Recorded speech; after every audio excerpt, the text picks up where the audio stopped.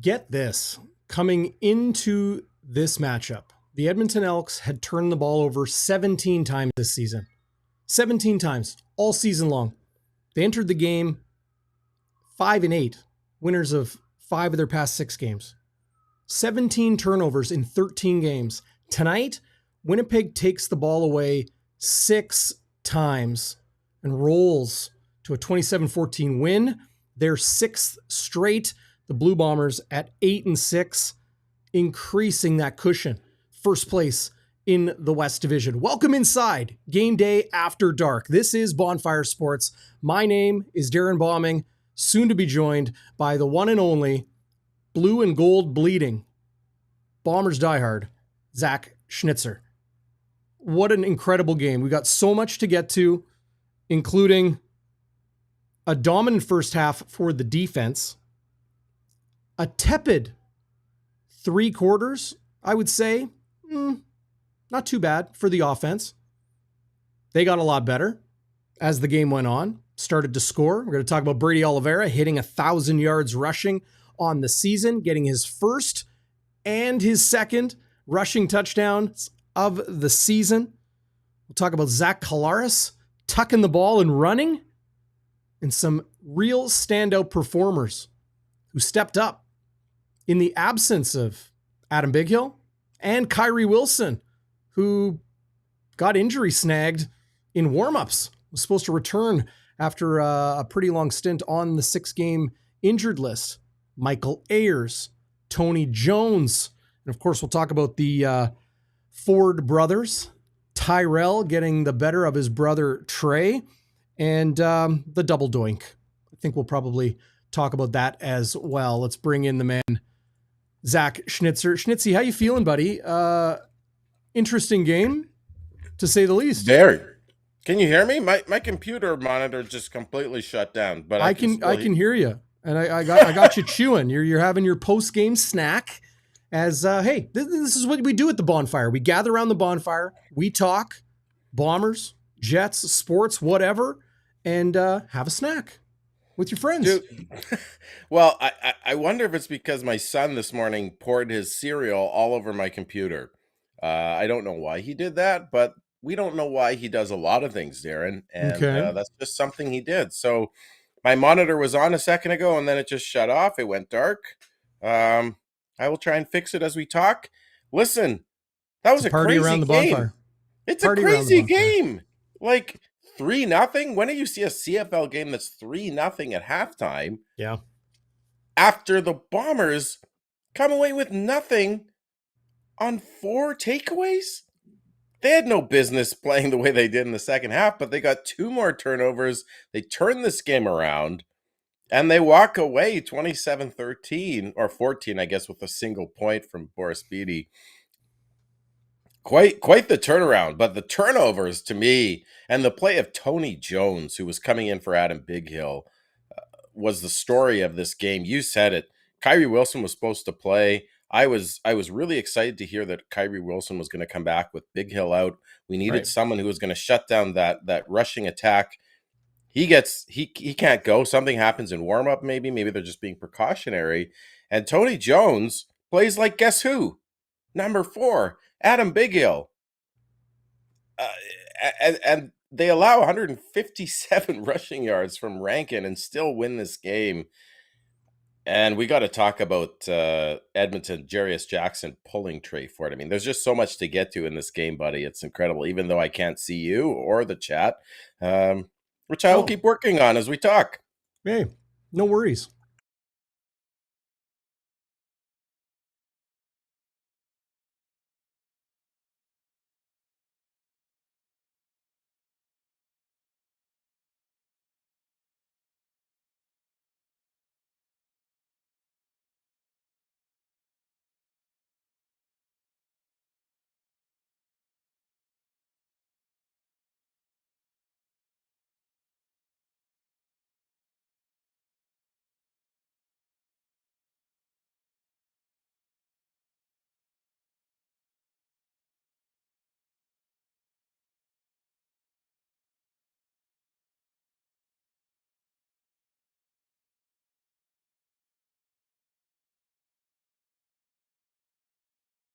more highlights.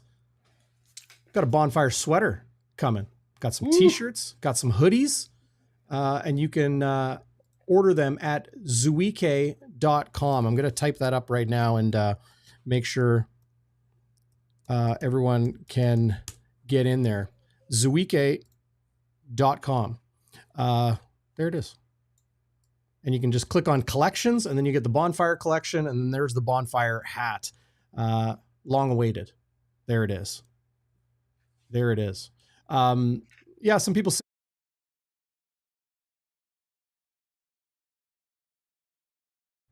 I think we were both muted for a second there. Oh, no. 𝘎𝙤𝙤 throwing the flag from far, far away. Penalty on the play. We're good to go. We're good to go. Hey, Jets are in preseason. We're in preseason form.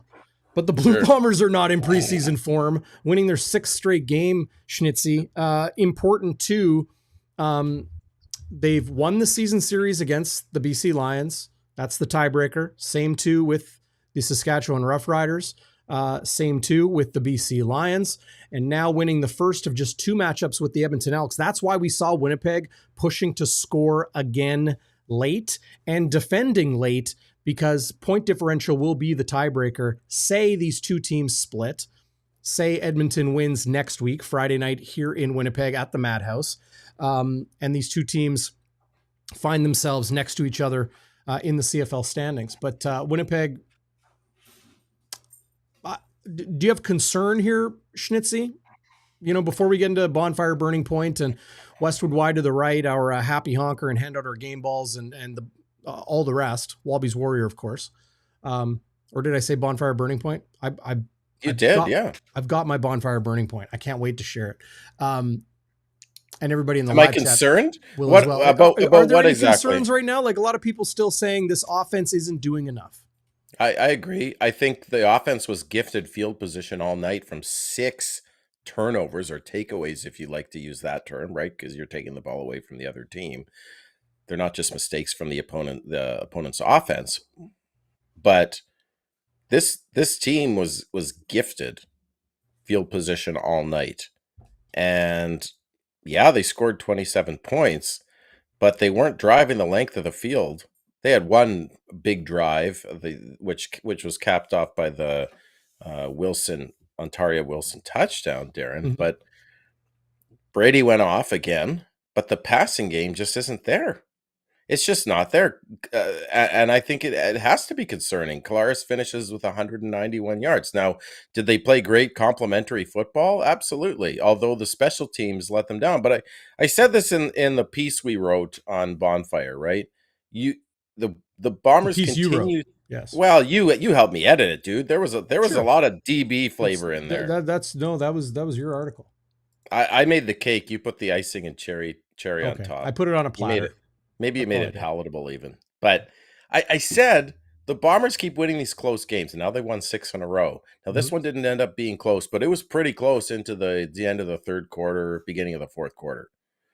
And they're doing the little things right.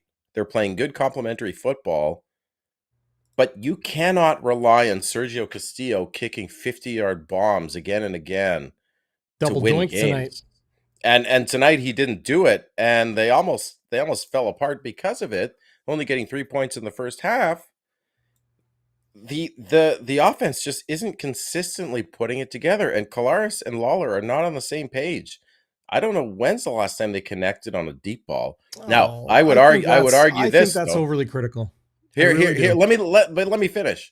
Mm-hmm. What I did see was that there was another pick thrown in Lawler's direction. I don't think they were on the same page, Collaros and that interception, him and Lawler.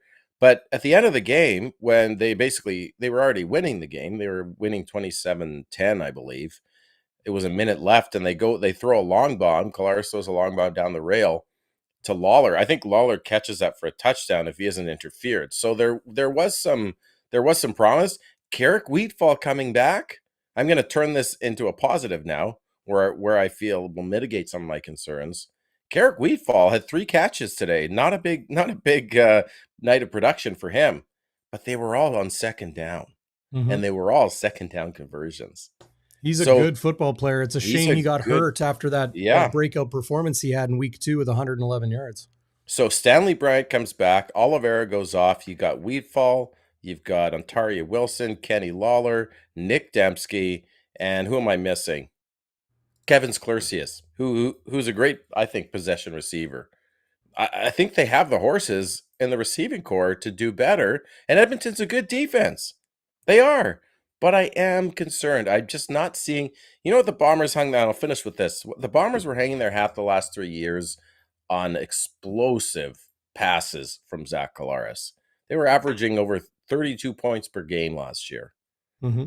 That big time passing game, and I think a lot of it's because Schoen is out, because I think Schoen was catching a lot of those. Mm-hmm. But that big time passing game that flips the field, that runs up the score on teams, just isn't there this year, Darrin. And I'm afraid as a fan that might bite them. Will it bite them next week? I don't know. But is it going to bite them in the playoffs when maybe the defense isn't playing lights out all world? And we'll talk about the defense, because this defense is something. What they did tonight was something. But is this off? What if Castillo misses a couple more 50-yarders? Whitehead is doing nothing on returns, and I'm not saying it's all his fault, but there's nothing there on returns. We're still last in the league with one big play return. What if the defense doesn't play all world? What if the special teams doesn't play all world? The offense is going to need to win a game. Is it going to be in the playoffs, in the Grey Cup? They're going to need to play better and more consistent football. And that's all. That's all I got. That's not all I got. That's a fair assessment. I absolutely think that's a fair assessment. But, like Waiters just said, have trouble criticizing a 6-game winning streak with, wins over a lot of Western opponents. 2 against BC, 2 against Saskatchewan, now 1 against Edmonton. And of course, Edmonton started the season 0-7, but they had since entered this game winners of 5 of their previous 6. We're back in the playoff conversation. Had the number 1 offense in the CFL in a number of categories, and the important ones too. And that was doing it with 2 different quarterbacks, a new head coach, a new defensive, I guess maybe identity is the way to put it. Jason Shivers, running things without Chris Jones. And Winnipeg went in and handled business. I mean, no, Zach Collaros' numbers are not off the charts, but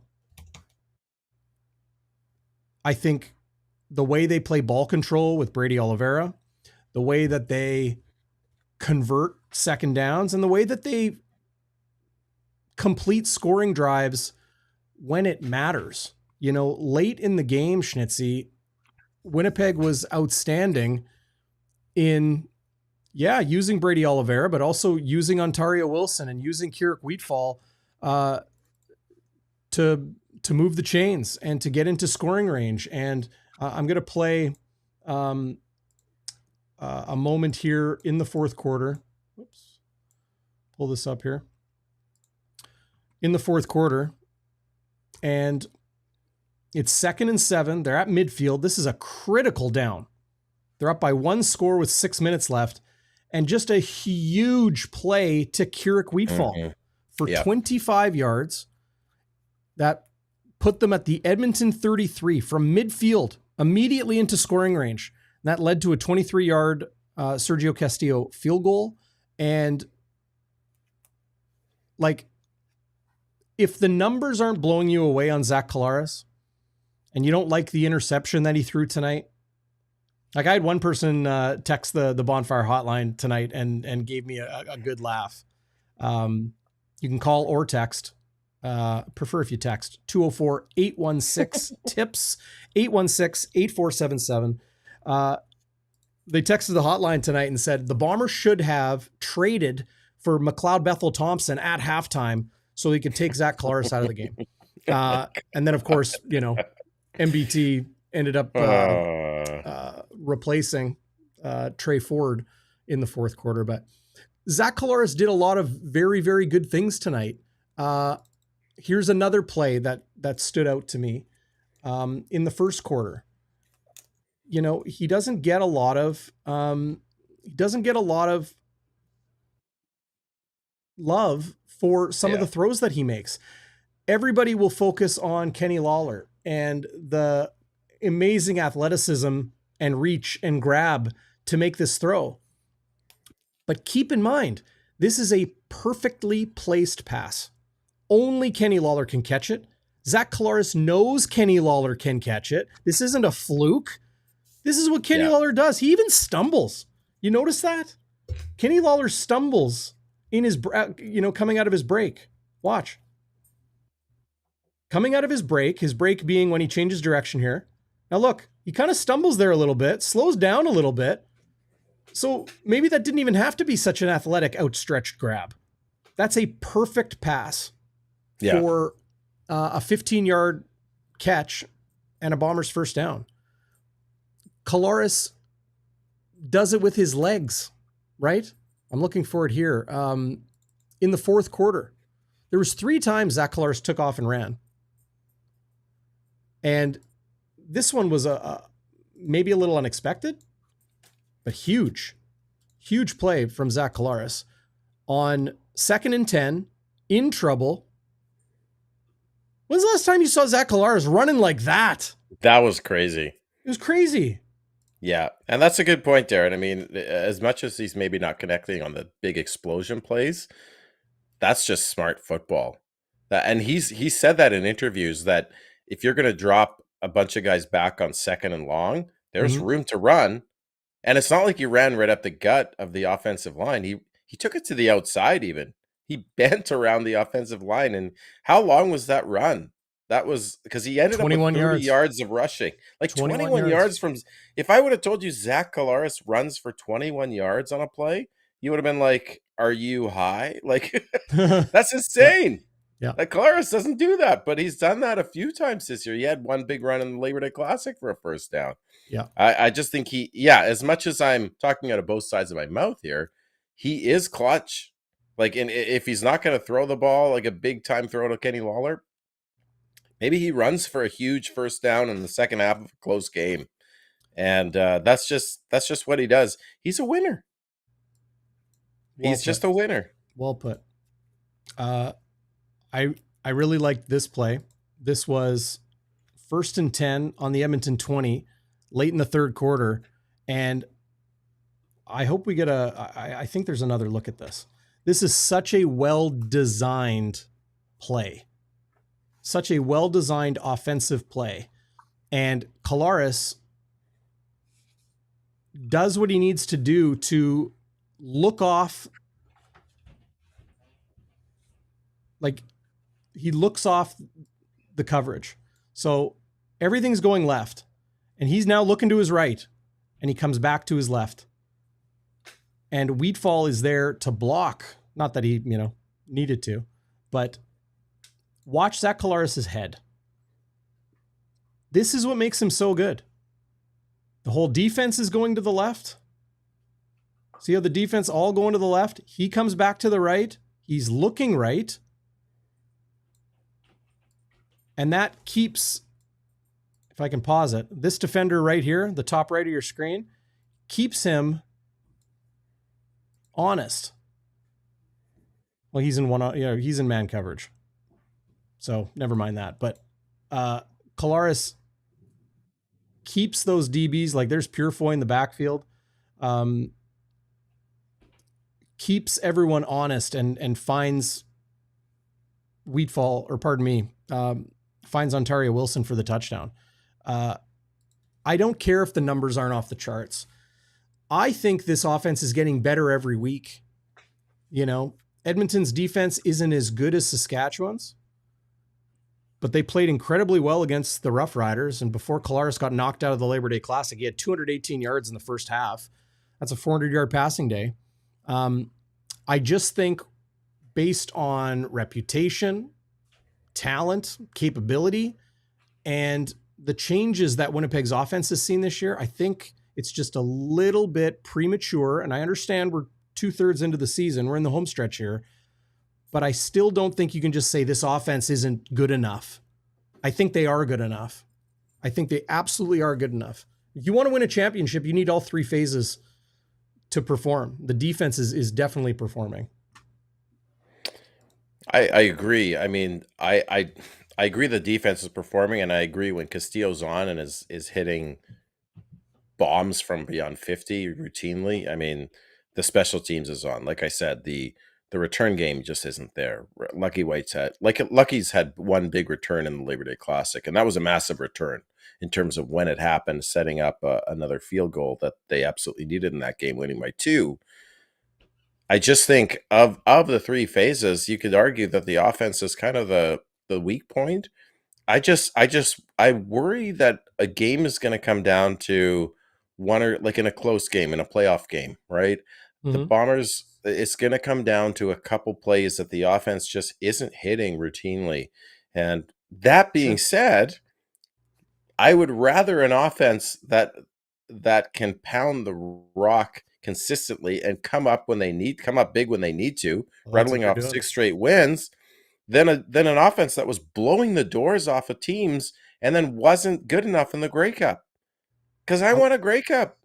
I want to show this play. This is a huge defensive stop for the Edmonton Elks. This is early in the fourth quarter. It's 2nd and 2. Winnipeg is just on the edge of scoring range, right? They're on the 41-yard line. So we're talking a 49 yard field goal for Sergio Castillo if they had kicked it here. It's 2nd and 2. Okay.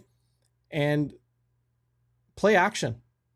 And Lucky Whitehead misses the block. Is this the reason why Lucky Whitehead isn't in the starting lineup and why Lucky maybe doesn't get as many looks on offense as he has? I don't know. I don't know that.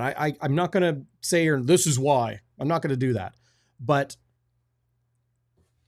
I don't think you can put this on the offensive line. They do their job. Brady and Lucky, I don't think this is a miscommunication as much as it's Lucky just missing his guy, because Moncrief is blitzing. If Lucky is in motion and they know it's a play action, okay, Lucky just misses. And Derek Moncrief, the dime backer, gets his first sack of the season.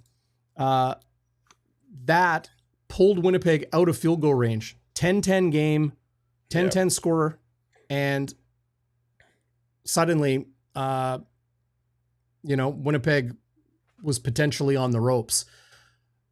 When that happens to the offense, when that happens, I just ask though? Yeah, of course. Weren't they on 2nd and 2? They were 2nd The and 2. Bombers? Yep. Yeah, like to give up a sack on 2nd and 2 is tough. So That's Edmonton took over. Yeah. Edmonton took over. This was not long later. And Michael Ayers with a huge interception and return, 17 yards to the Edmonton 36-yard line. So Winnipeg ends up netting 5 yards out of it from the 41, a sack, a turnover, like a punt, punting it away. Not a turnover, but a change of possession, a punting situation. And then Michael Ayers, the rookie, who stepped in for Kyrie Wilson, who was nicked up in warm-up, with, a huge play. A huge play. That's 2 weeks in a row Michael Ayers has made a really big play, one on special teams in their last game, and then a big one tonight right there.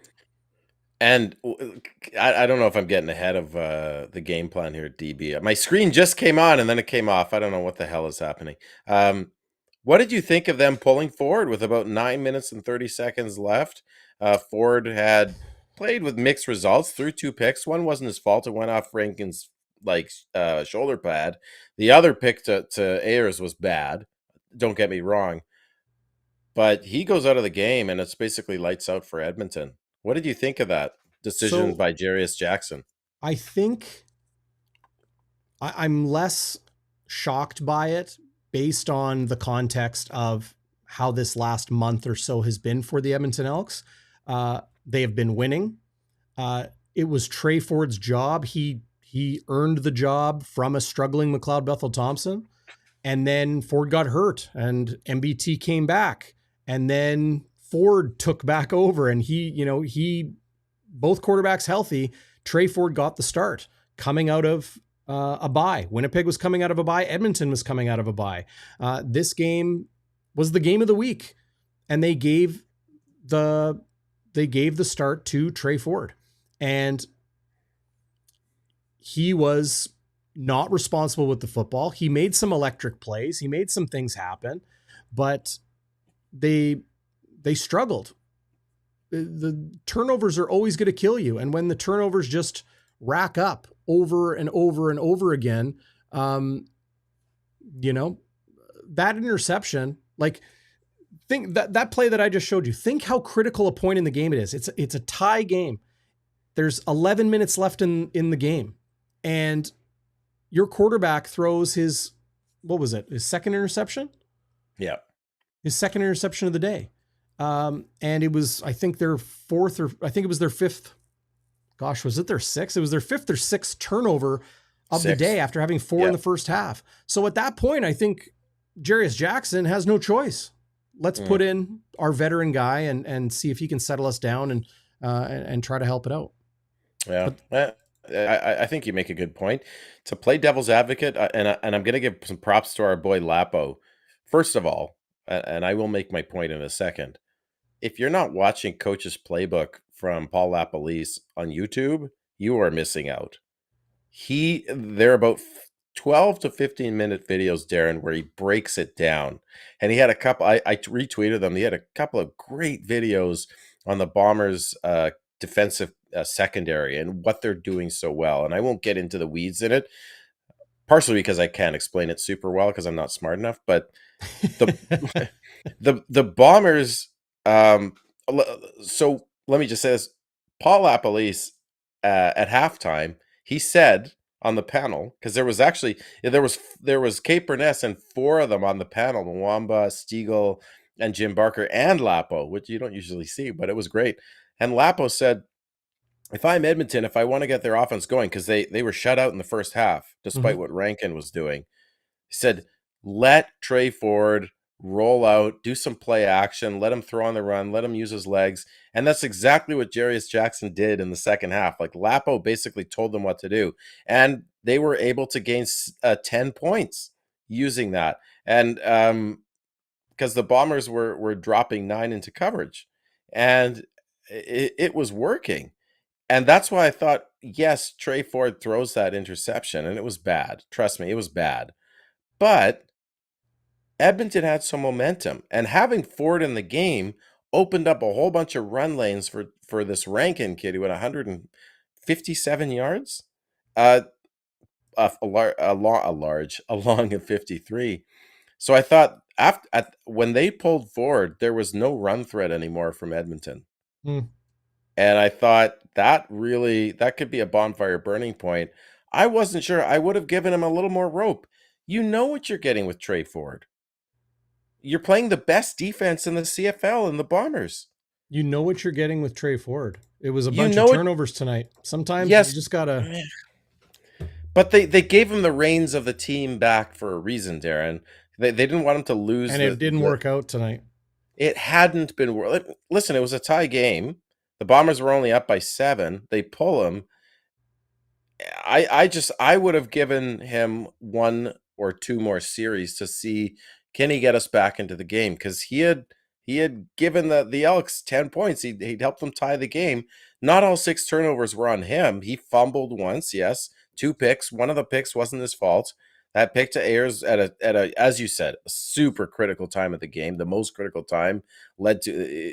I'll just say it now, it's the burning point because it leads to the Bombers' Oliveira touchdown. Right, the Bombers go ahead 17-10. You can't throw that pick. I get that, but he's a young guy. He's a second year guy. How's he going to learn? Like, give him a little bit more rope there. I think he's a third year guy. Second year, actually getting playing time. Yeah. But he, as I just showed a moment ago, he had the ball ripped from his paws. He threw a ball there that, I don't know, maybe not a great throw. This was tipped at the line by Willie Jefferson. So, I mean, sometimes that happens. Hey, and then 2 interceptions. You gave the guy a ton of rope, and Winnipeg's defense just kept finding ways to solve him. So Yeah. I mean, I don't think you and I completely disagree. I think we just disagree on the timing a little bit. But Mm-hmm. you want to get into the Bonfire Burning Point? I would love everybody in the live chat. Great to see everybody there, by the way. Keep hitting that thumbs up. Whoever just did, I saw that. Get the live update here on my screen. Hit that thumbs up. And the best thing you can do, share it with somebody. Share the show. We're here pregame, postgame, live all the time, every game. Give us your Bonfire Burning Point in the live chat right now, or if you're watching this afterwards, hit up the comments. We read them all. You got comments about Walby, I send them to him. He reads them. I think you and I agree that the Bonfire Burning Point was that Michael Ayers interception, and then I played a little bit of this already, but I'll play some more.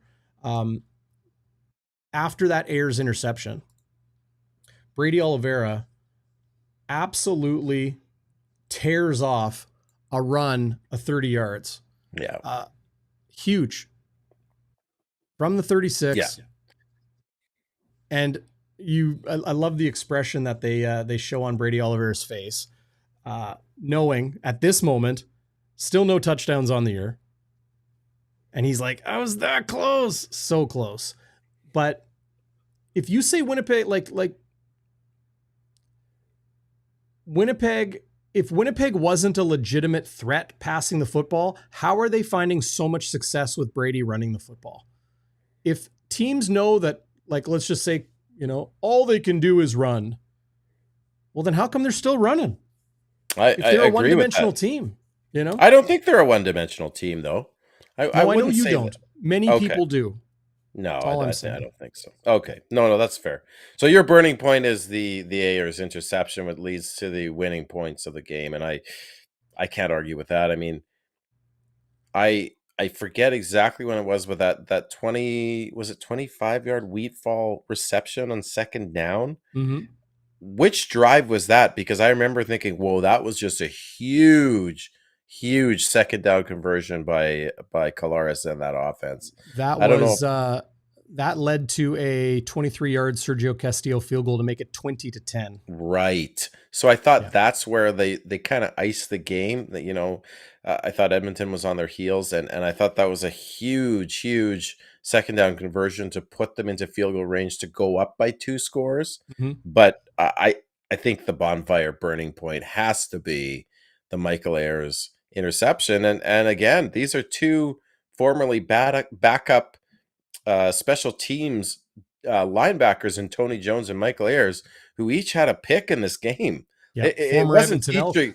Yeah, exactly. It wasn't Dietrich Nichols or Evan Holm or Tyrell Ford or Brandon Alexander or Terrell Bonds picking off the ball. It's those 2 linebackers. And I think it speaks to, I really want to get to this point. Jordan Younger put together a game plan, and Jim Barker talked about it at halftime. MOP, man. Jordan Younger's the MOP. First of all, he had a sweet jacket on the sideline. I want that jacket, but I have enough Bomber stuff. They were rushing with 3, and they had Tony Jones spying Terrell Ford. But they had another spy. Sometimes it looked like it was Griffin, number 32. Sometimes it looked like it might have been Ayers. But they had 2 spies on Ford, on Trey Ford. Mm-hmm. And it worked to perfection. The guy did not rip off any runs. They were rushing 3, but the 3 rushers were defensive linemen, were really wide, so they were playing contain. And then the spy was rushing up the middle. And Terrell Ford, which is a massive part of his game, running the ball, extending plays, being a magician, he had nowhere to go. And that essentially shut him down. They shut out this Elks team in the first half. You don't shut out teams in a half in the Canadian Football League. Like, I said that Ford got things going in the second half because they were rolling out, doing a little bit of play action and things like that. And yes, the Bombers, what they contained in Ford, they gave up from Rankin, because if you try and contain Ford, you're going to open up running lanes for the running back, and the Edmonton Elks have a tremendous rushing attack, best in the CFL. But Jordan Younger put together a freaking masterpiece, Darrin, and he's been doing it all season long. And when you say he's the MVP, I can't argue with you. This is his first year coordinating this defense.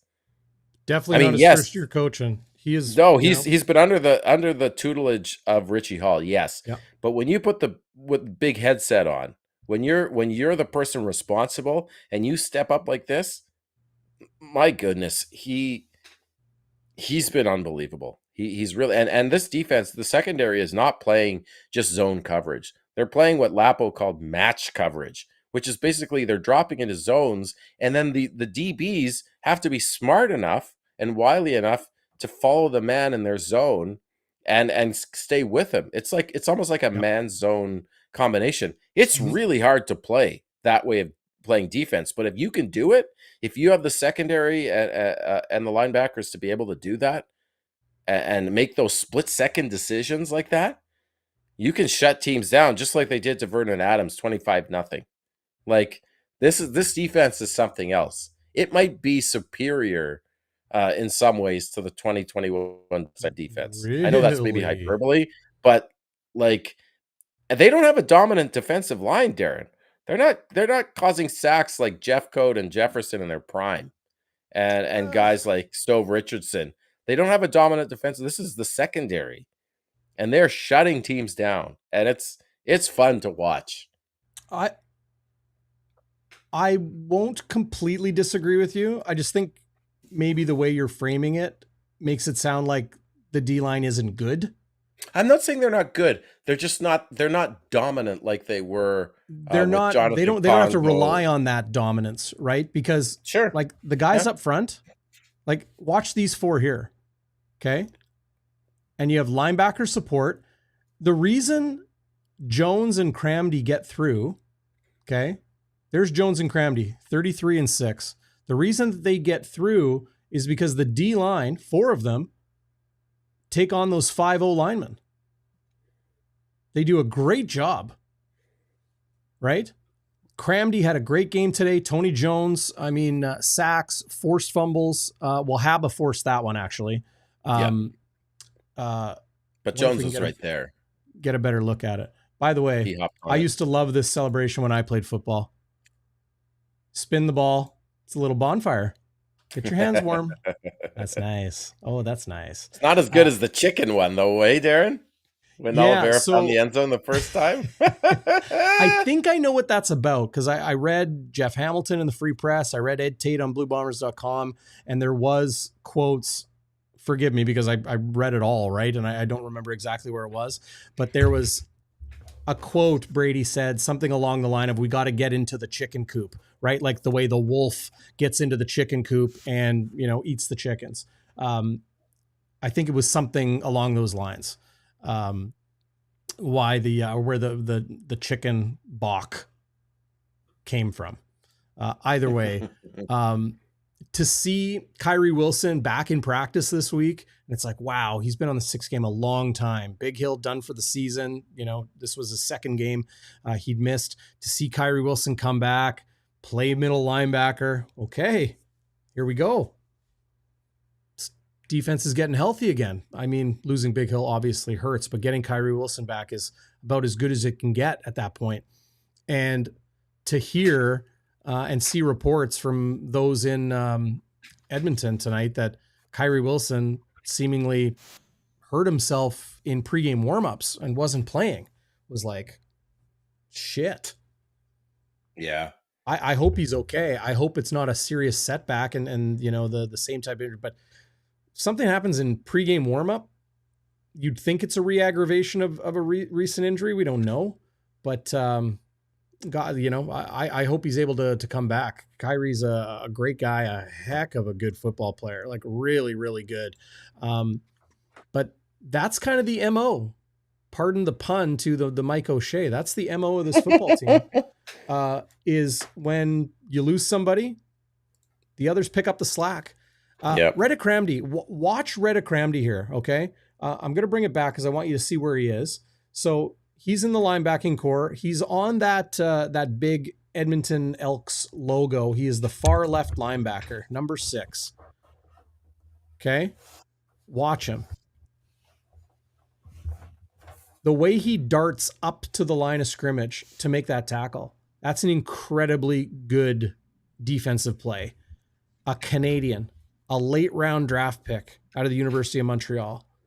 And here he is playing one of the most difficult positions on a defense, strong side linebacker, the dime backer spot, making great plays. 𝘎𝙥𝙤𝙧𝙨 continues to elevate his game to another level all the time. Physical, mean and nasty, smart, athletic. I'm a big fan of 𝘎𝙤𝙬𝙧𝙨's game. He is one of the reasons why this defense is playing really well. We talk about Dietrich Nichols. We talk about Evan Holm and Tyrell Ford. We obviously talk about Willie Jefferson and Haba and Garba and Jake Thomas and, Big Hill and Tony Jones and 𝘎𝙤𝙬𝙧𝙨. Put shine on that guy's name. He's been really good this season. Elevated himself last season. He's really supplanted or really secured himself as one of the best Canadians, best defensive players in the CFL today. Well said, buddy. Like, I don't think that guy gets nearly enough love. Like, nobody's talking about this guy. And again, the Canadian talent, I love just the Canadian mafia finding Canadian talent playing at skill positions. Yeah. You never see a Sam linebacker who's a Canadian. You never see a cornerback. Just a tip, Schnitzy. Don't ever say the term skill position if you're in the same room as Chris Walby, because I don't think you're going to remember leaving that room. I say skill position all the time, and I'm able to dodge his clubs. He's coming at me. But well, if he invites me to his Christmas party for once, because I'm a member of the team, honest to goodness, what am I going to have to do to get on that list? But anyway, you don't see Canadians playing cornerback and Sam linebacker. Yeah, you just don't see it. It's crazy. Patrice Rene is a Canadian. University of used to play for the Bombers, North Carolina. Until he got injured. Yeah, he was a North Carolina Tar Heel.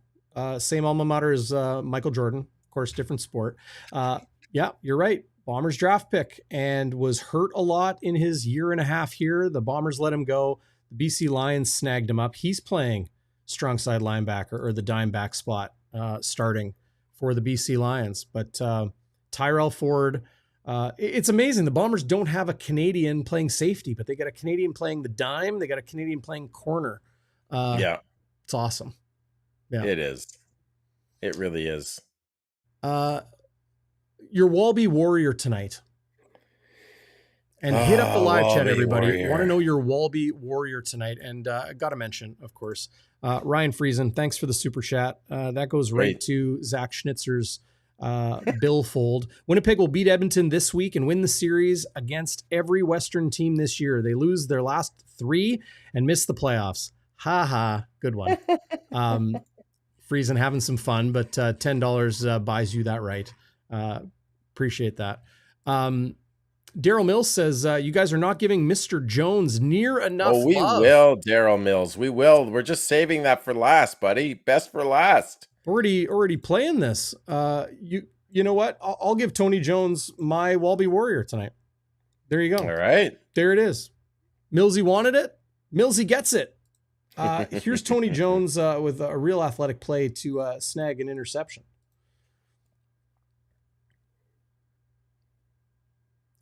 Schnitzy, I know you're a big fan of Tony Jones's game. He made some great plays in the Banjo Bowl, and here he is needing to step into middle linebacker with Kyrie Wilson going out in pregame warmup, and Michael Ayers stepping into where Jones was supposed to start, being the weak side, but patient, waits for it, and stays sharp on the ball. That's a great play.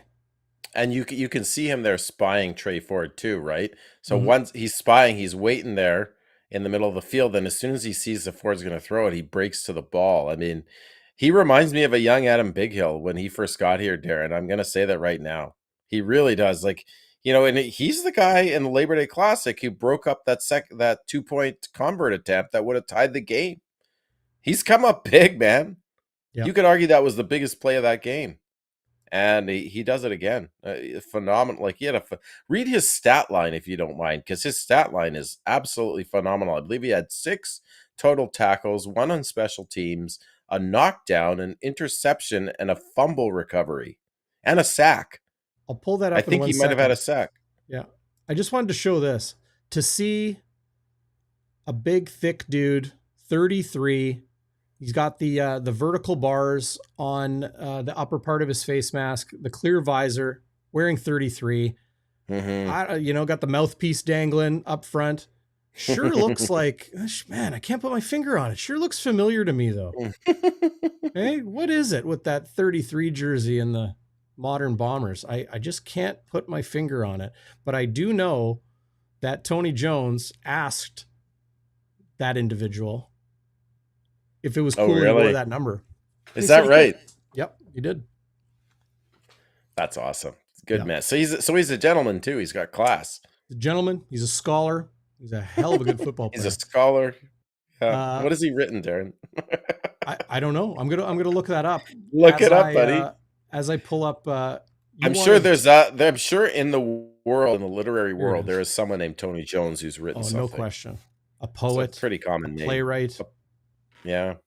Here's Tony Jones' stat line: 6 defensive tackles, 1 special teams tackle for a total of 7. Had that sack of Tyrell Ford as well. Had the interception, fumble recovery. The numbers just go on and on. 11 total defensive plays is a huge day. 7's a nice day. Yeah, if you make 7 defensive plays, but he had 11. Fumble recovery, interception, quarterback sack, knockdown. Just to mention, a knockdown too. Tony Jones, like Mr. Jones. Indeed, and you, as you said, he played for Edmonton last year, right? Like he was not re-signed by Edmonton, I guess, and he was a late cut in training camp. Remember reading an interview this year? Yeah, remember reading an interview with Tony Jones since he came to Winnipeg. Gosh, I can't remember who wrote it, but forgive me. Tony Jones talked about how he came into training camp this season with Edmonton thinking, okay, I had a very strong 2023. I'm entering my 3rd year. I got a new contract. He got a new contract. Bringing him back. And they cut him in training camp.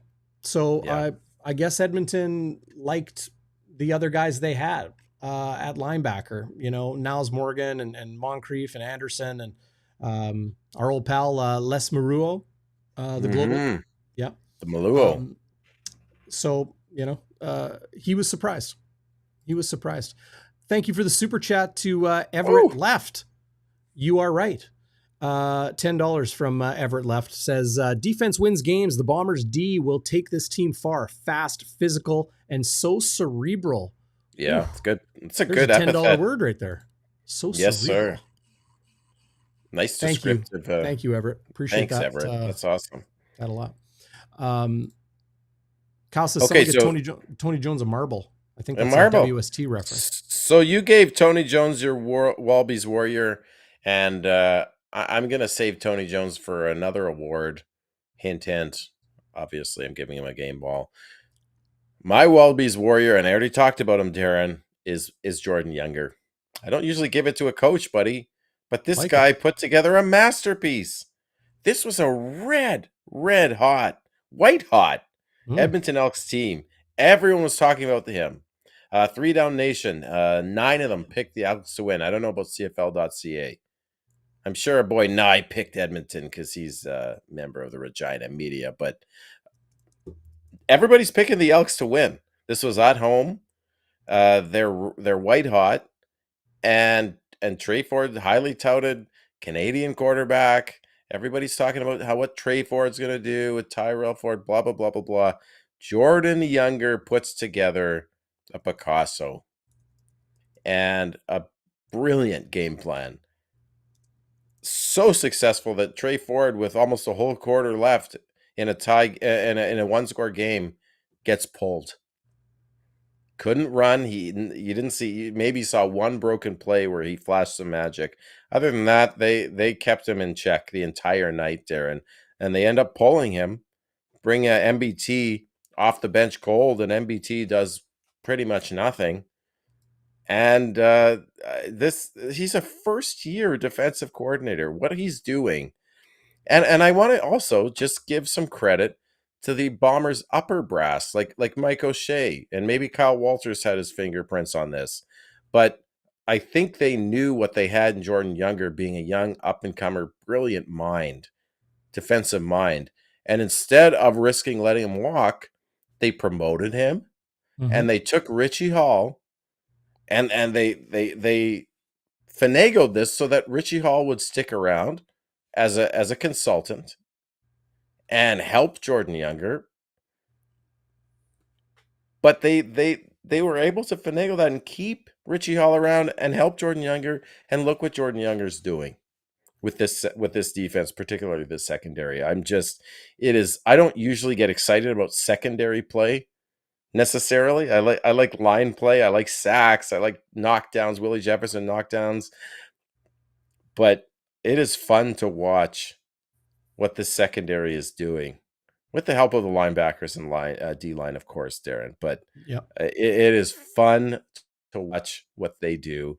And again, another plug for our friend Lapo. Watch his videos on the Bomber defense. They are a treat. And watch his video on what Zach Collaros does in the Banjo Bowl, by the way, because it's another ringing endorsement for what Collaros brings, even if he isn't getting those 300-400 yard games and 5 TD passes like he did in last year's Banjo Bowl. He's doing a lot of good things. He is. It's just the offense isn't jumping off the page. They're playing complementary football. Yeah, well said. I like that a lot. And people in the live chat showing a lot of love and respect for Jordan Younger as well. Rich Stubler is similar to Richie Hall in the amount of experience, the amount of regard, and just years of being an incredibly good coach and coordinator on the defensive side of the ball in the CFL. Long time. Jordan Younger learned from Rich Stubler as a member of the Toronto Argonauts. Mike O'Shea was in that room. It was Chris Jones was in that room. Scott Milanovich was in that room. Jim Barker, general manager, was in that room or in those facilities. That coaching tree, it's a very, very talented one. But it when you're someone like Jordan Younger, and when you play, you're bigger and faster than everybody. Like, he had NFL size, NFL speed, played in the NFL for a flash. Maybe a couple cups of coffee. I won't say a flash, but coming to the CFL, you're bigger and faster than everybody, and you're smarter than everybody. And then you go into coaching and you glean, you absorb, you sponge all of this information from Rich Stubler, from Chris Jones, from Mike O'Shea. And then you come to Winnipeg and you do the same thing, learning from Daryl Patterson and Richie Hall. So many talented coaches, so many great minds.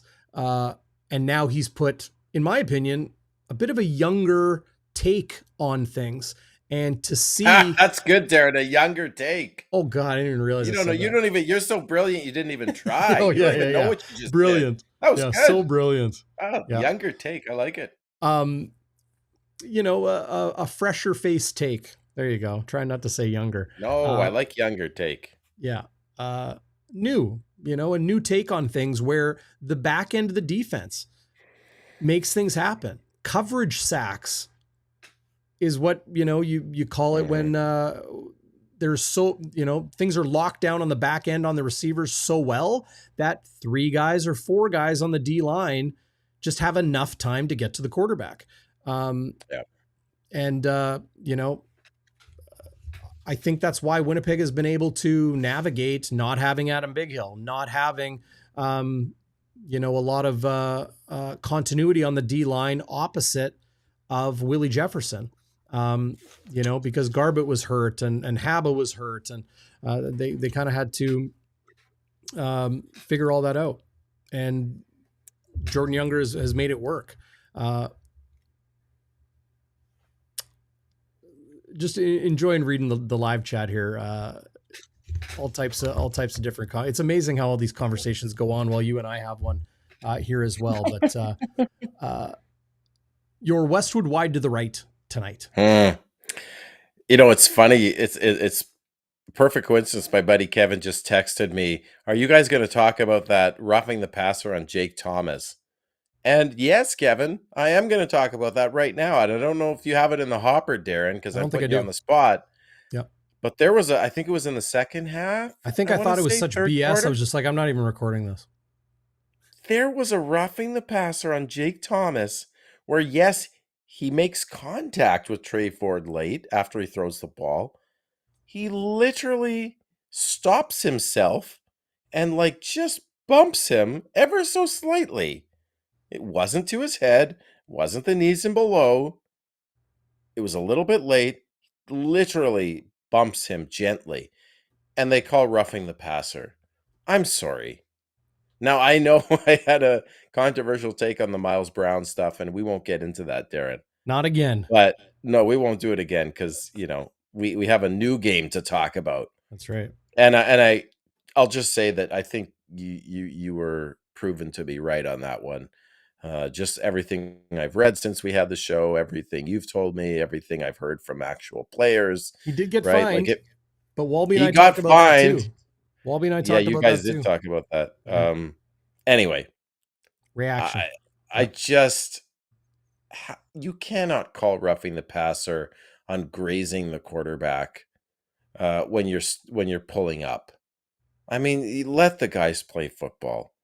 Maybe I have blue-colored goggles. Maybe you guys in the chat disagree with me. I don't know, but if that's roughing the passer, then I wouldn't recommend anybody play D-line. If they want to play D-line, but they're also thinking about playing another sport, don't play D-line because you can't play D-line if you don't let guys do that. Come on. That's my wide to the right. Very wide to the right. Hockey Mom going for the literal, and rightfully so. Sergio Castillo, double doinks tonight. Those field goal misses, see if I can find them here.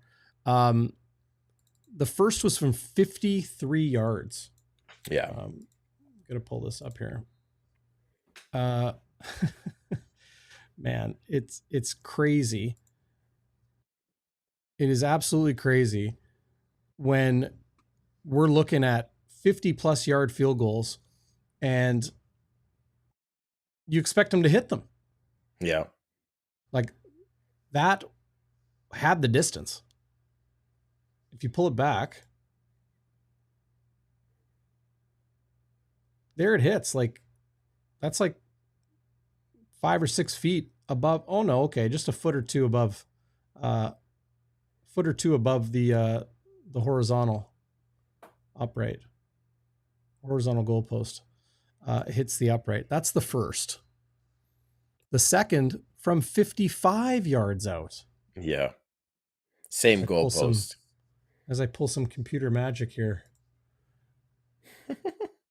This is the exact same goalpost, same end of Commonwealth Stadium.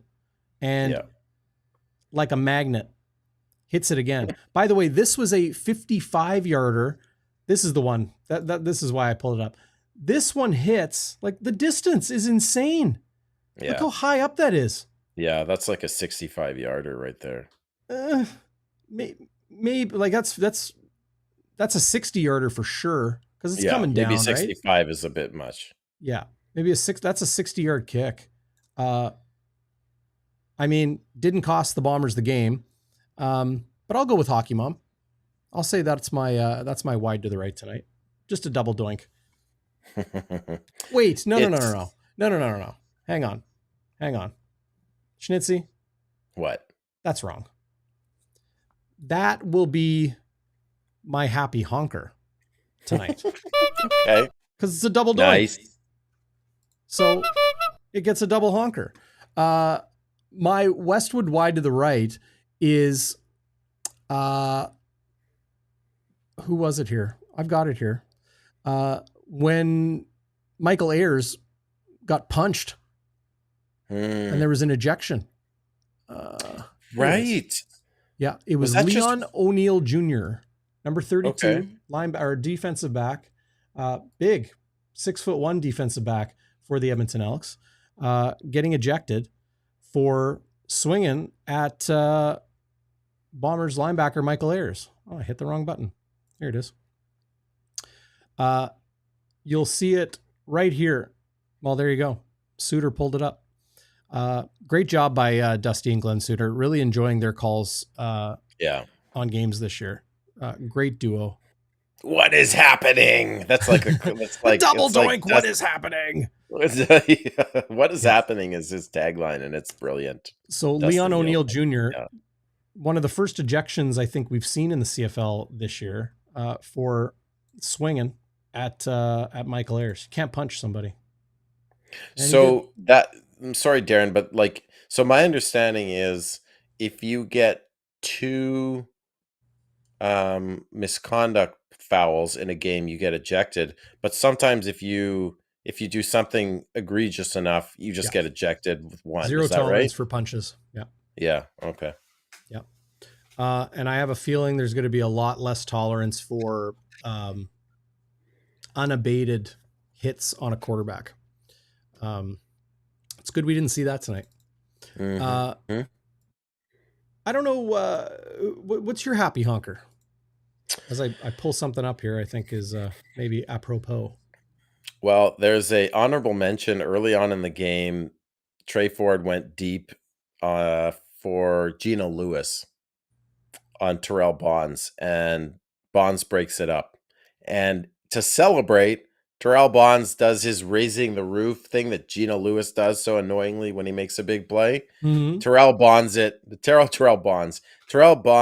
did it making fun of him, and I thought that was amazing. Although I guess Geno Lewis got the last laugh because he got that big touchdown for the Elks in the second half.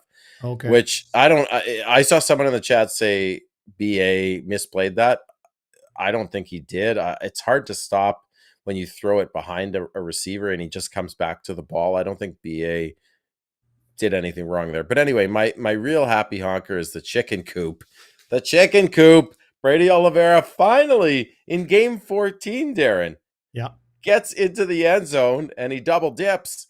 And the first and second time he does it, it's the chicken coop dance. I just love that. And I hope that he continues to do that. I just love that celebration, man. There's his second touchdown. Yeah. And they're all just, you could see how badly the team, like there's Whitehead doing it and Dembski. You could see how bad the Bombers wanted him to get into the end zone. Well, and he did it twice. We know Brady Oliveira loves animals. His tattoos, his sleeves on his arms are all of his dogs. He's got the paws on his neck. If you notice when they get some close-ups of him, he's got the puppy paw prints on his neck. He loves animals. And it wasn't long ago where it was bully ball and him smacking his helmet and people saying, well, if he's all about the dogs, maybe everyone should do like the Arsenio Hall, like bark like a dog or howl, right? When he scores a touchdown. Now it's chicken box, right? Where you're balking like a chicken. However you shake it out, to see him get a third straight 1,000-yard rushing season, to get into the end zone, not once, but twice, to get the monkey off his back. That was the thing. He was talking about monkeys this week, getting the monkey off his back, getting into the chicken coop. All I know is those guys you see right there, Stanley Bryant, Willie Jefferson, Brady Oliveira, there's Eric Lofton. They're all dogs, man. They're all dogs. Yeah. And if you're not familiar with that lingo when it comes to football, that's what you call somebody who is kicking everyone's ass. You're a dog. Yeah. Or Dalton showing you're a street dog. You're a street dog. You got to go earn what you eat. Look at O'Shea there in this clip. Look at him in there on special teams coaching, hey? Like he's not just the leader of men, the culture builder and maintainer. Like he's in there. He's in there coaching up guys. Yeah. Yeah. When I grabbed this clip, I'm like, you know what? This is the final touchdown sequence, a bit of the nail in the coffin, if you will. Of course, it was a 27-14 final, but this really put the exclamation point on it.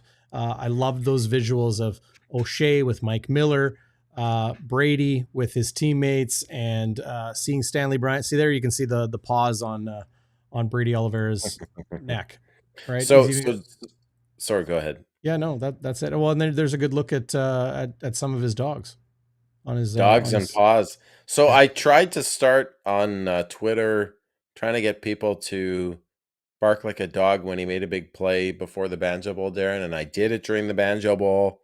I started howling and barking. Probably people thought I had rabies or was a furry or something weird.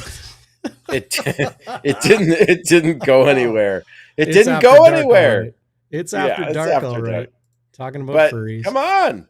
Mm-hmm. If he gets a first down or a big run, come on, let's do a bark or a howl. So. You say so. I like it. Yeah. I think he would appreciate that. Yeah, for sure. Maybe I have to make an Instagram post like imploring Bomber fans to do something this Friday. These things take time. They take time to they take time, you know? But there is Brady Oliveira amongst the greatest Canadian rushers in CFL history. Normie Kwong of the Edmonton Eskimos of the 1950s, 4 consecutive 1,000-yard seasons. Hall of Fame career for Normie Kwong. Incredible player of that era. John Cornish, of course. 3 consecutive seasons in his career that was unfortunately cut short due to head injury. Andrew Harris, we all know how good he was and how consistently good he was, 2017, 18, and 19. And I believe one of those years, Schnitzy, you can check me on this, that was one of those years where he had 100 receptions and still had 1,000 yards rushing as well. I think that was 2017. Yeah. Lapo getting the quote-unquote short pass game, run game working for Andrew Harris. And now Brady Oliveira putting himself on that same level of consistent production year after year after year. 22, 23, and 2024. Brady Oliveira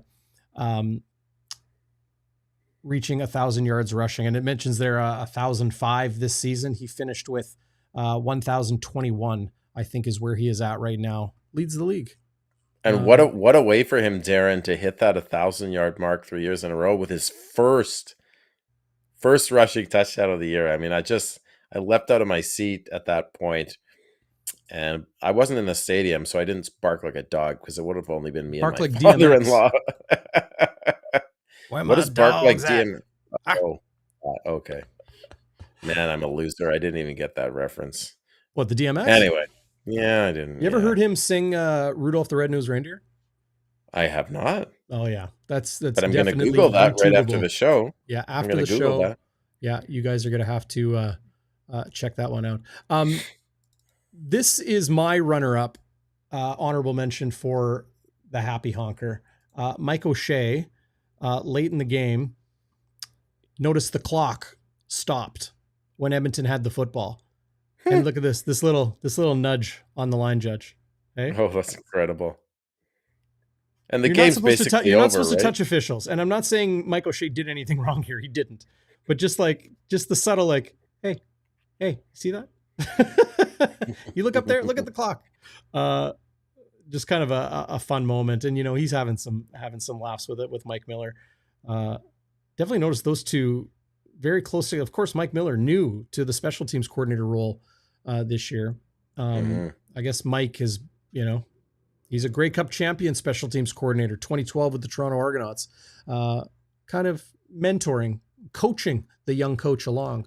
Well, I was reading, I think it was one of Eddie Tate's articles where Mike Miller said, no, it wasn't that article. It was a different one. And Mike Miller was told, okay, you want to be the special teams coordinator. He's like, I don't know what I'm doing. Like, what are you talking about? And O'Shea told him, like, I'm not going to let you fail, man. I am not going to let you fail. And listen, Darren, the punt and kick coverage is something we don't talk about a lot with this Bombers team. Yep. But that is a very critical part of special teams play. And the Bombers, I don't know exactly where they are. I'll have to look it up after this on the stats in terms of how they rank league-wide. But they are exceptionally good on punt and kick coverage. You just look at the last 2 Grey Cups where Javon Leake in Toronto, the Toronto Argonaut in 2022, and James Letcher last year burned us in the Grey Cup, leading to critical touchdowns for Toronto and Montreal respectively. I know we're not getting a lot in our return game, but to be able to limit the opponent's returns is huge in the Canadian Football League because it's a league of field position. Yep. And We've Mike talked Miller's a lot group. about that. Yeah, we have. Yeah, I'm stealing that from you. I think No. That's just the reality of it. You're not no, but stealing that from me. Yeah. no, but you've said it so many times over the years that I've done this with you because I am learning about football from my friend Darrin Bauming. You're learning from your buddy Paul Apolice, your new best friend. Well, your new my new BFF. first it was Simone Lawrence, who's my BFF, and now it's Lapo. Yeah. Who's Thanks next? to you, Darrin. I don't know. Who's next? I don't know. I'll tell you who it won't be. It won't be Andy Fantus because in 2021, when we won the Grey Cup in Hamilton, I was at that game and we were at a bar afterwards celebrating, and Andy Fantus was there having a couple of beers, and I went up to him to say hi and say like I'm a big fan, and he was not having any of it. Brush you off. Oh my God, he was, and looking back, I was kind of an idiot. I'm like, he's a Tie-Cat, yellow and gold, or not yellow and gold, black and gold runs in his blood, and they just lost. It was right after the overtime game. The overtime loss, yeah. Who else was there? It was him and another ex-player. Was it Tasker? I don't remember. Yeah. Anyway, that's a huge Fantus digression. and Tasker both work the broadcast, right? So they're close to the team. Yes, too. they're close to the team.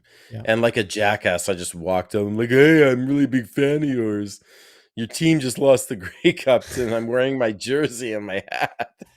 Well, maybe you have to see Andy Fantus again sometime and say, make amends. Mea culpa. Yeah, I don't blame him for brushing me off, to be honest. Wanted to show this play. This is Kenny Lawler making a catch, and it's Nick Anderson, the weak side linebacker, hitting Kenny Lawler late. Now, I understand it was a couple plays later, and Mike O'Shea didn't like that Kenny Lawler was pulled out by the injury spotter afterwards.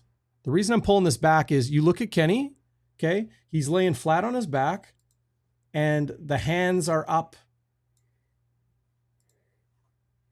You see that? That right there with his hands kind of like laying there. That's what the concussion spotter looks for.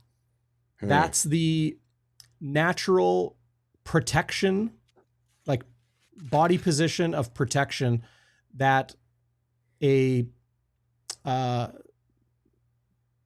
look for. That's I don't want to say anything happened to Kenny Lawler here because that would not be responsible of me. Okay. I do not know that. None of us know that. Okay. But when he gets hit and it's that body position as he's down on the ground, even if it's for a split second, okay, that's why the injury spotter eventually took him off the field. So shakes his head. All of these things are indications. And he's like, that's one. I want one play. Give me one play, right? Take me off for one play, or I need one man. That's what that signal is. There's the official giving an unnecessary roughness penalty to Nick Anderson. Kenny goes to the bench. They're going to show the hit again here. Kenny goes to the bench, takes a play off, comes back onto the field, and then the injury spotter pulls Kenny Lawler off the field. This is a really tough hit. I mean, look, Schnitzy, I don't want to get into a whole nother thing about whether the hit was legal or not, or whether we should have seen it or not. I don't have a huge problem with that hit. I also understand why it was called. Okay. That's a pretty clean hit. The fact that he is wrapped up and defenseless at that point, like there's Zach Collaros. He wants it. He wants the penalty. So I get it. I just don't have a huge problem with it. But there's Kenny kind of working out his hips on the sideline. So, maybe it wasn't anything upstairs that was bothering him. And then moments later, as I pull this up here, here's moments later, Kenny Lawler forced to take a knee. They actually said, take a knee. They had to, or he had to, and then taken off the field by the injury spotter. Mike O'Shea did not like this because if and I understand his argument. If Kenny Lawler is going to be pulled by the injury spotter, it should happen when that happens. He already came off for a play. And that's what I believe Mike O'Shea is talking about here is he already came to the bench. He already took a play off. And now they're making him take another play off. Hey? Don't they have to take off 3, I thought? Not for the injury spotter. If you are down on the field, you have to be off for 3 plays. So if they force him to take a knee there's our buddy Daryl Brandel in the crowd, by the way, a big big Bomber hat fan. Him and his wife. No, he's wearing the chain. He's from Alberta. He's a big fan of the show, and he's a great guy. Oh yes, that's right. What's going on, Daryl? Good to see you. Yep. But there's Kenny with head athletic therapist and trainer Al Couture on the right, and I'm not going to say something went wrong here, okay? It wasn't handled as smoothly as I think they would like. If a player shows those signs, like I taught him, like the hands kind of up at the head, and he's shaking his head afterwards, those are all those things that they look for as signs that there could be a head injury there. That's when you should pull him off the field. Not more than 2 plays late, because he goes to the sideline. He's like, number 1, I need 1 play. Give me 1 man. Goes out for a play, comes back, and then they pull him. So I understand where Mike O'Shea was maybe a little bit upset there, but I digress. Interesting. No, that's not a digression. Actually, it's quite interesting. And what I love about the CFL is I learn something new like every game I watch. I always thought it was just straight up 3 plays off, but that's only if the trainer comes out. If you're down on the field.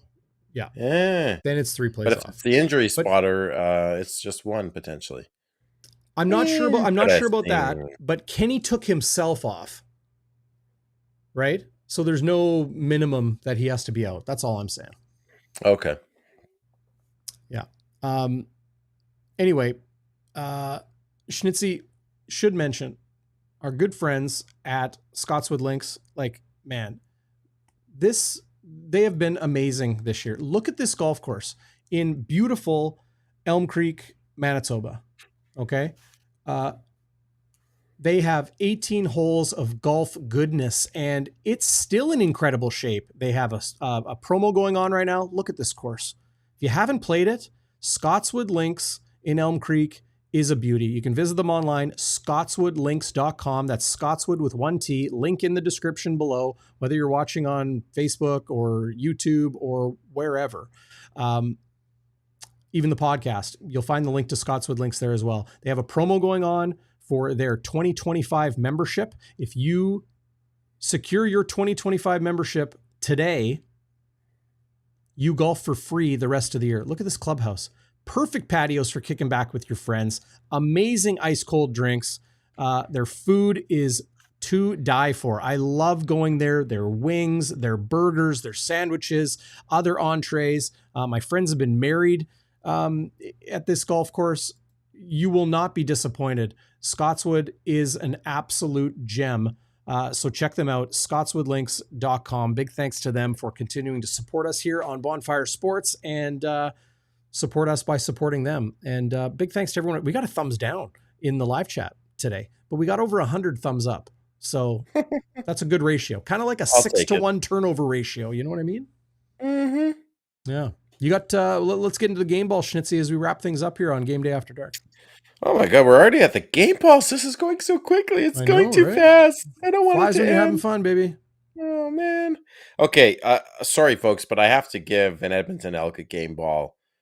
Justin Rankin, their running back, had 157 yards, including a large of 53, my friend.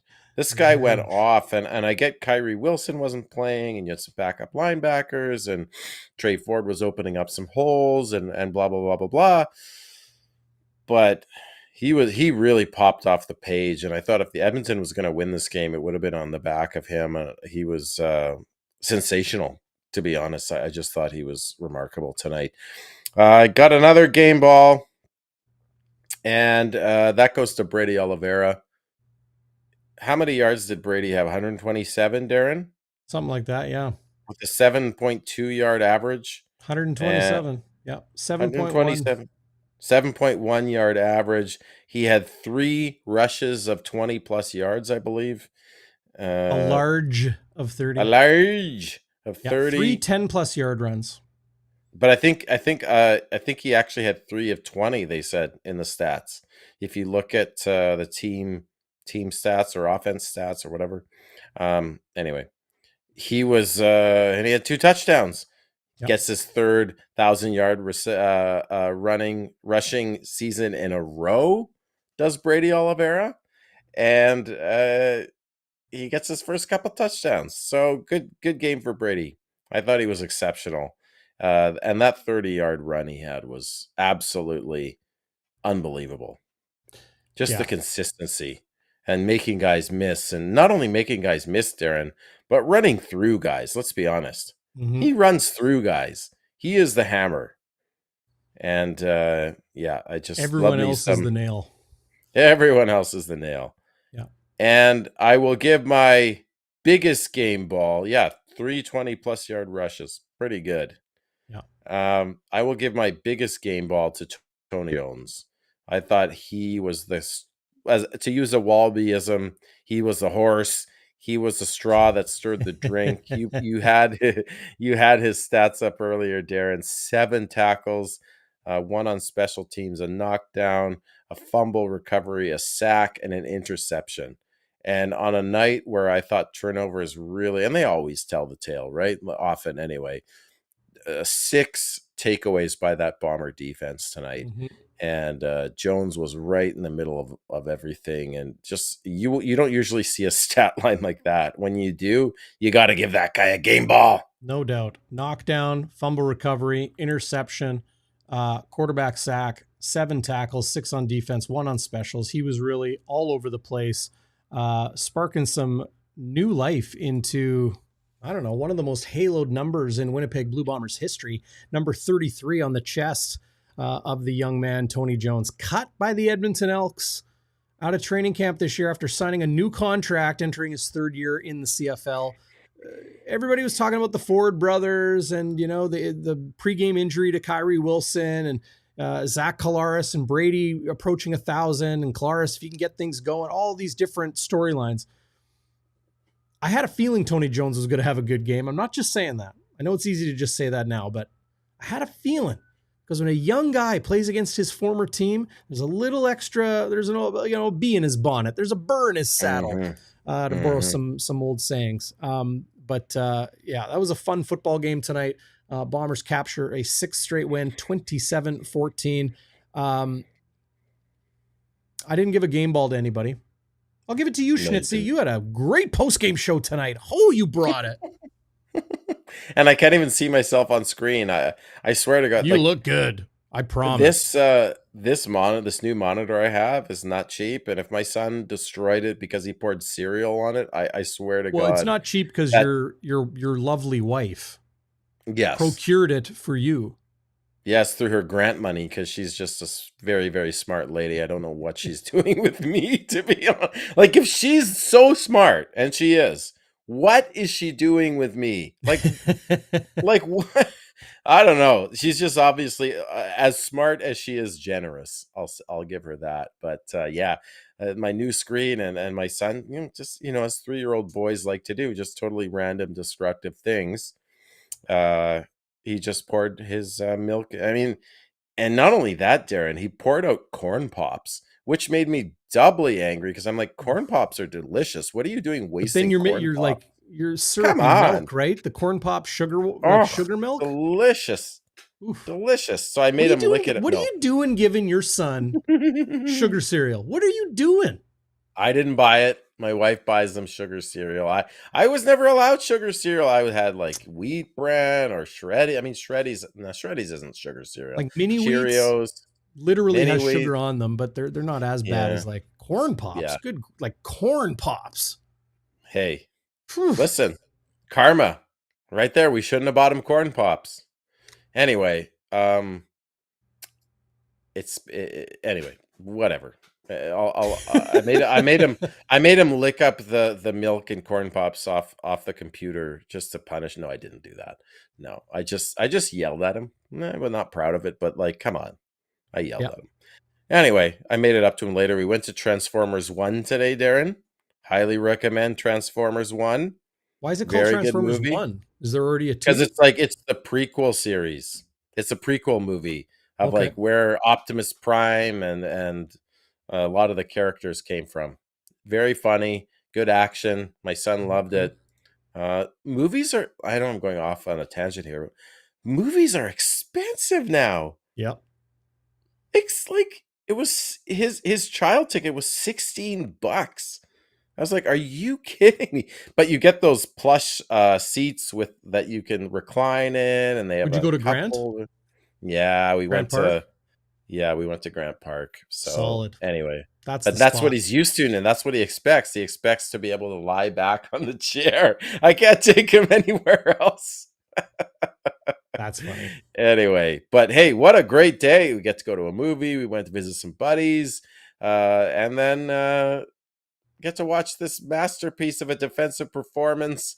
And the Bombers go to 8-6, baby. First in the West.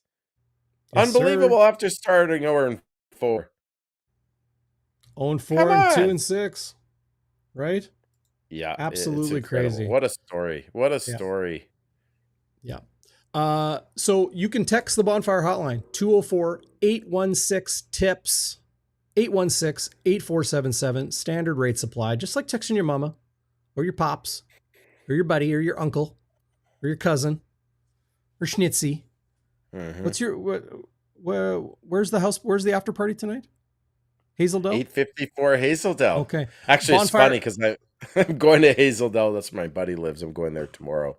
Bonfire Hat's available at 840 Hazeldale. Is that the address? 854, of course. 854 Hazeldale. We should almost get that instead of like, we'll have a special edition, 854 Hazeldale on the side of the Bonfire Hats. But we got t-shirts coming, hoodies, sweatshirts. And the sweatshirts are going to have the full Bonfire WPG logo. Can I zoom in? There it is. Hoodies, sweatshirts, t-shirts are all going to be available at 𝘎𝙤𝙤 as well. So be sure to check them out. Big thanks to my man Ogo at 𝘎𝙤𝙤, ZUEIKE.com. 𝘎𝙤𝙤. It's a Nigerian word. If you go to 𝘎𝙤𝙤.com, you can read about what it means. Amazing local attire, great local company. And these hats are so comfy. You're going to want to wear it all year long. Like, it's going to be your favorite hat. And people are going to say, what's that be all about? And you're going to be able to tell them, that's my people. That's my community. That's where I gather around the bonfire to talk about the Bombers and the Jets and the Sea Bears and everything else. 10:30 at night, people talking about how the live chat is still rocking and a great place to be. Great to see everybody in the live chat. Great to see you, Schnitzy. Don't sweat the monitor. Maybe cut back on the sugar cereal. Just give him like a half bowl and then give him a banana.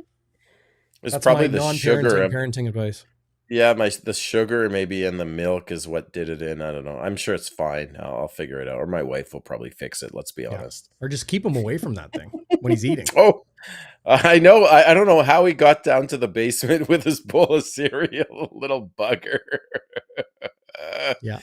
Oh, man. There is no Bonfire Sports in any other city. Chris Joyle asking, is there a Bonfire Sports in another city too? No, it's just Bonfire Sports, but Bonfire WPG, just so you know, it's right here. Bombers and Jets, Sea Bears. I don't think there's any show quite like Bonfire Sports in any other city, to be honest. No.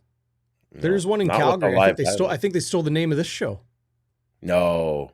Yeah. Of course, their hockey GameDay Winnipeg. Their hockey team is called the Flames, right? This is Bonfire.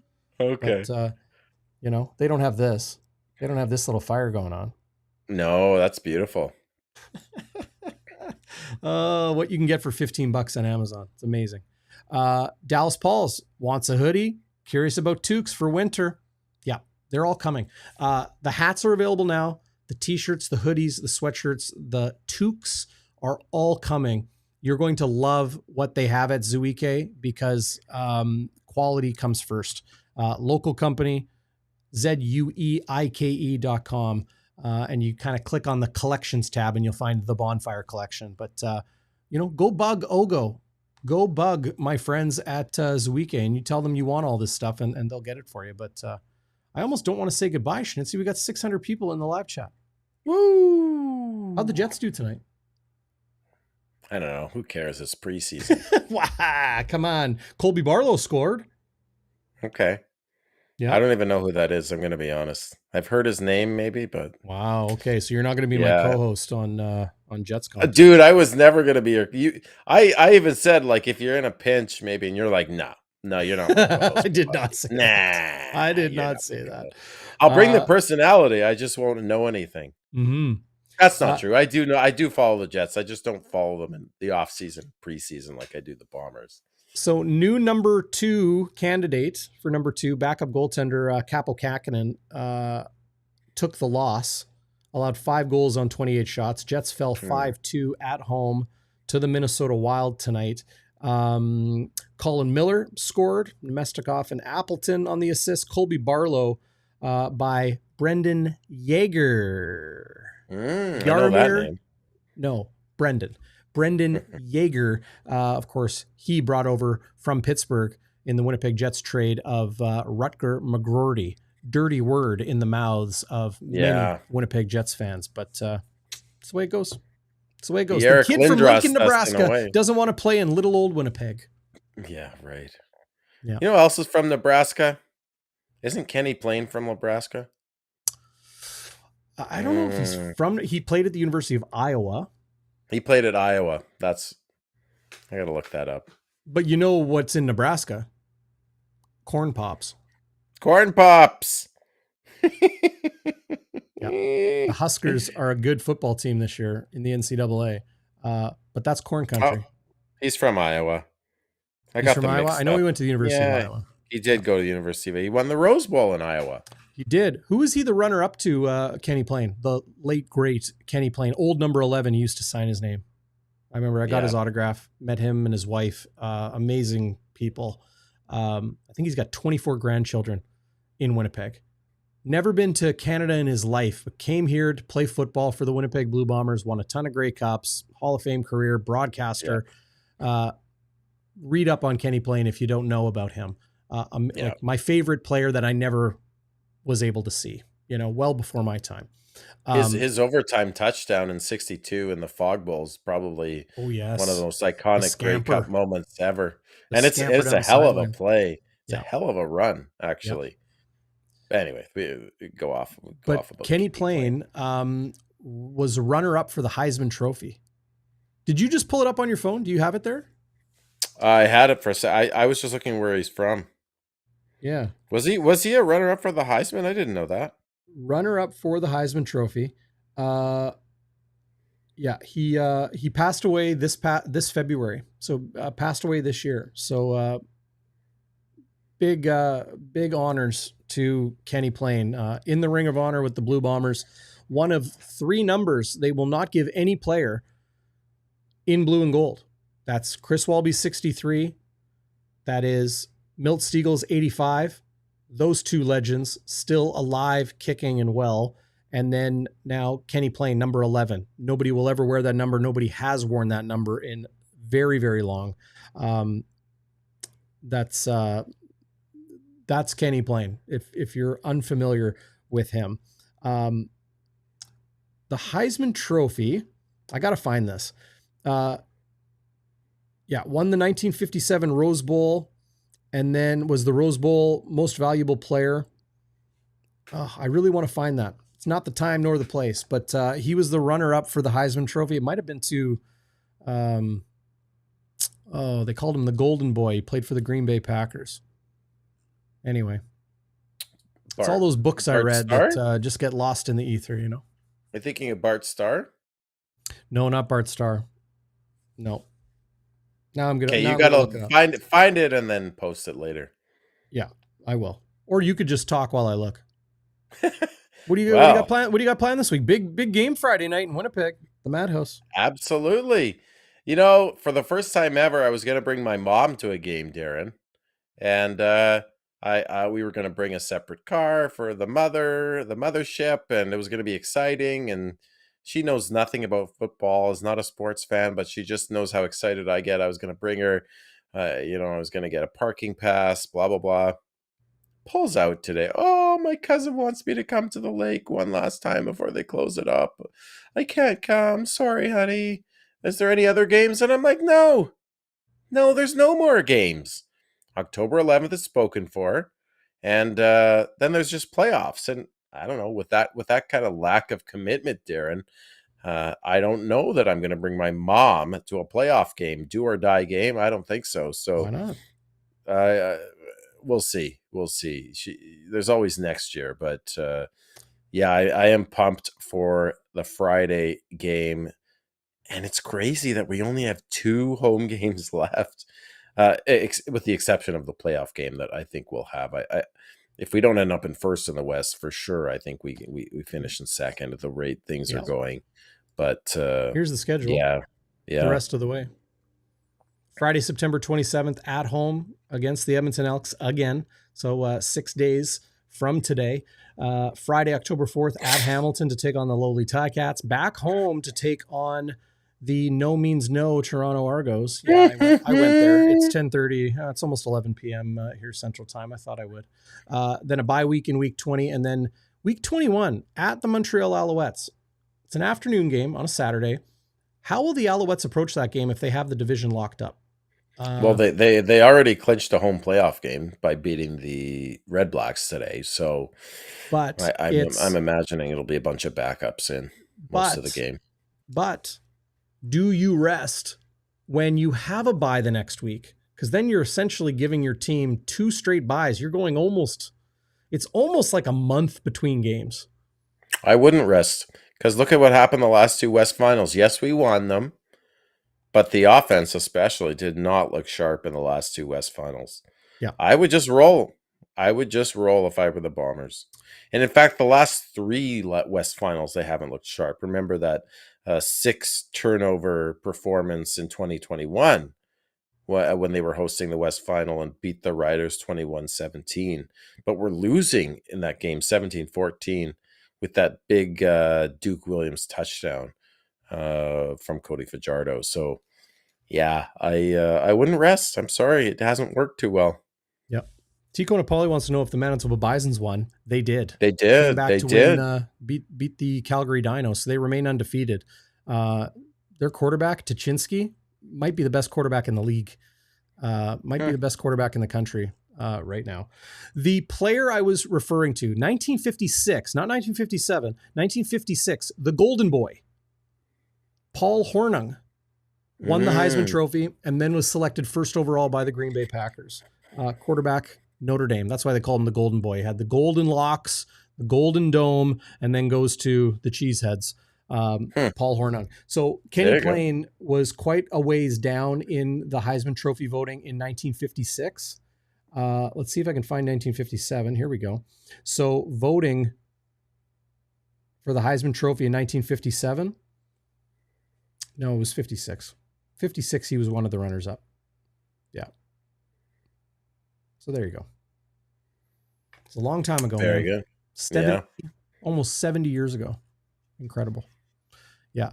Waiters looking for a rifles update. I will have the call with Tyler Fabry, friend of the show. I recognize that name. Yeah. Him and I will do the play-by-play call on cjfltv.com tomorrow. The Rifles winless this season. They have gone through a slew of starting quarterbacks, but they play for a lot of pride. Should be an interesting game, a fun game to do as well. Winnipeg Gordo, the other Golden Boy, Donnie Lalonde. Remember that fight against Sugar Ray Leonard? I remember being a kid and falling asleep during that fight and waking up in the morning and being like, Mom, Dad, did Donnie Lalonde beat Sugar Ray? No. Sugar Ray beat him up pretty good. Yeah. See, Gordo has got the history. The Bombers took it easy in the home stretch in 2001, and it cost them. I think it cost them in 2000. Yeah, it was 2001. That was against Marcus Crandall in the Stamps, right? Yeah. Yeah. They let the Stamps beat them in the final game of the regular season. Right. That helped the Stamps. That That's the only secured a reason they playoff made the spot for the playoffs. Stamps. Yeah. And then they That's beat them right. in the Grey Cup. Yeah. That was back when Winnipeg was in the East.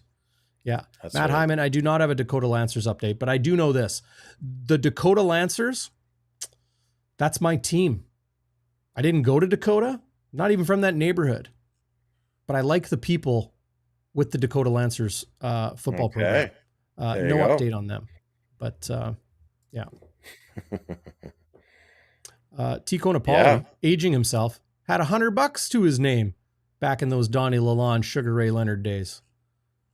Steve Smith just posted something, a friend of the show, and has his own great channel on Facebook, and we both been guests on his late night with Smitty.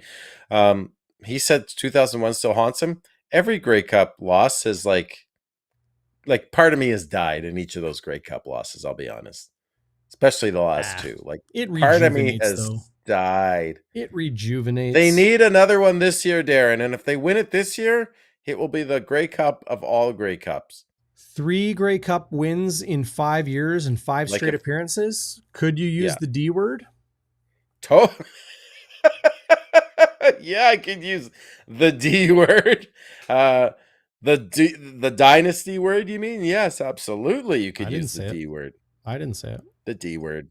Yeah. It's getting late. Holy. Yeah, what is the D word? Okay, I'll let you get to bed. I know you got corn pops to eat in the morning, right? Holy. Yeah. Big thanks to Scotswood Links and everybody out there. Be sure to hit the thumbs up, subscribe if you haven't yet. Best thing you can do, tell a friend. But appreciate everybody in the live chat or who comment afterwards if you're not watching live or you're listening to the podcast. Leave a review in your podcast app. But again, just tell your friends. Use that share button and email it to somebody. Email it to yourself. Then you'll remember to watch me and Walby Thursday afternoon, live at 3 o'clock, Game Day Winnipeg, as we always do. Game Day Winnipeg the day before the game. So you can watch it the day before the game live or on game day. I'm not having a stroke. I promise. I'm not having a stroke right now. And then you and I will be back with Game Day After Dark here on Bonfire Sports. Friday night, baby. Love it. Love it. Well, listen. What rhymes with corn pops?